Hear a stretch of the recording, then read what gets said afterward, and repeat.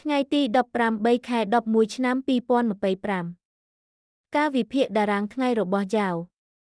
ដូច្នេះសម្ពាធលើដូរអ្នកលក់នៅតែគ្រប់គ្រងដូច្នេះសិនពូជ Jones បន្តដេញថ្លៃក្រោមអប 45,500.1 ដែលបង្ហាញថាអារម្មណ៍ធ្លាក់ចុះរយៈពេលខ្លីនៅតែមានទីផ្សារក៏បានបរាជ័យក្នុងការត្រឡប់យកមកវិញនៅតំបន់រារាំងដែលផ្សំឡើងដោយអប MOB និង MES30 45,187 បង្ហាញថាអ្នកទិញនៅតែពិបាកក្នុងការដណ្ដើមការគ្រប់គ្រងមកវិញ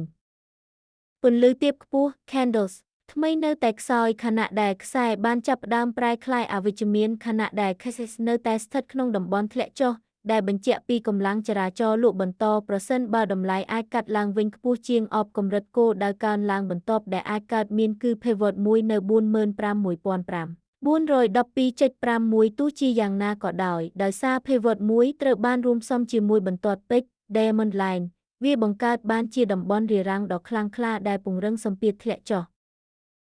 នៅទីធ្លាក់ចុះការគាំទ្រសំខាន់បន្ទាប់គឺ Pivot 2នៅ 45,930.3 ប្រសិនបើ Pivot 2ត្រូវបានបំបែកហើយដូច្នេះសិនពូជប្រែក្លាយជាការភ្ជាប់ពាណិជ្ជកម្ម Classic Trade តម្លៃអាចបន្តធ្លាក់ចុះទៅរកកម្រិត Fresh Cassable នៅ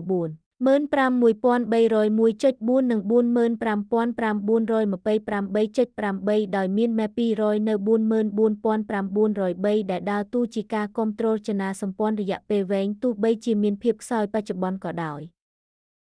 ការបដិសេធចំពោះទំនួលខុសត្រូវការវិភាគនេះគឺសម្រាប់គោលបំណងផ្ដល់ព័ត៌មានតែប៉ុណ្ណោះហើយមិនបង្កើតជាដំបូន្មានហិរញ្ញវត្ថុទេ